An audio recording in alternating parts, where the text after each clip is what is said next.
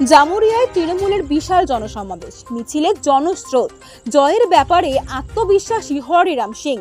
জামুরিয়া মঙ্গলবার জামুরিয়া বিধানসভা কেন্দ্রে তৃণমূল কংগ্রেসের ডাকে আয়োজিত বিশাল জনসমাবেশ কার্যত জনস্রোতে পরিণত হয়।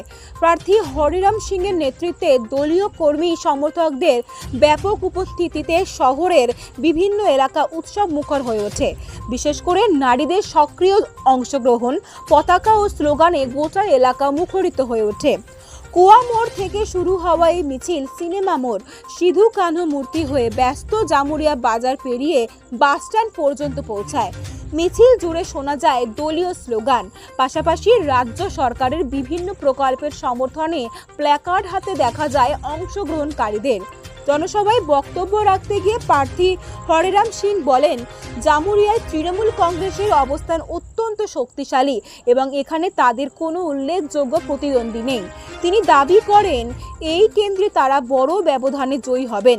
তার কথায় মানুষের সমর্থন রয়েছে মুখ্যমন্ত্রী মমতা বন্দ্যোপাধ্যায়ের উন্নয়নমূলক কাজের উপর এবং এই সমাবেশ সেই আস্থারই প্রতিফলন।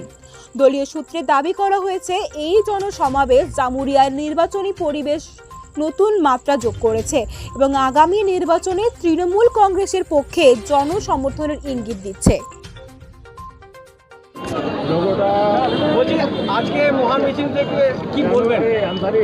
দেখো, মানুষ সতর্ক হয়ে গেছে যে মোদি সরকার কীরকম ভোট কাটা যায়, কীরকম ভোট কম করা যায় প্রয়াস করছে, পরন্তু মানুষ যে বুঝে গেছে কি আমার সঙ্গে মমতা ব্যানার্জি আছে, কেউ কিছু বিগাড়তে পারবে না। সেই জন্যে আজকে হাজারো কার্যকর্তা জুলুস করেছে।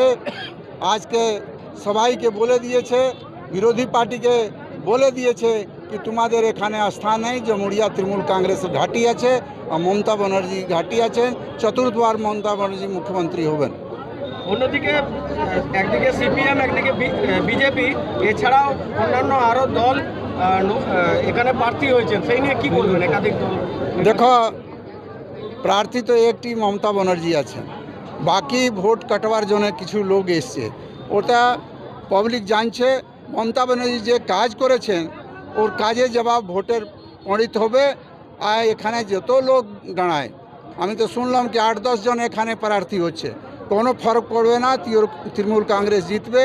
আর এখানে সিপিএম আর বিজেপির কোনো স্থান নাই, বাকি পার্টি তো কোনো হিসাব নাই। এরকম কিছু লোক পর্চা দাখিলা করবে, সেই জন্য কোনো আমার চিন্তা নাই, এখানে তৃণমূল কংগ্রেস জিতবে।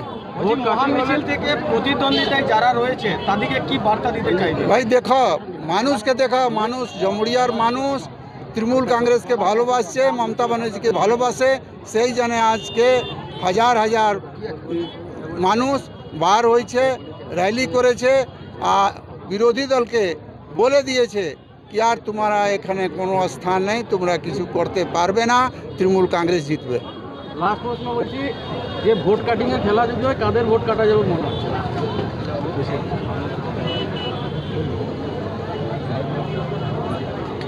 কি প্রশ্ন করলে? अगर वोट कटिंग के लिए सब दल का आदमी दिया हुआ है तो কারো তৃণমূল কংগ্রেসের ভোট কাটবে নাই, মায়েরা বোনরা সব রেডি আছে।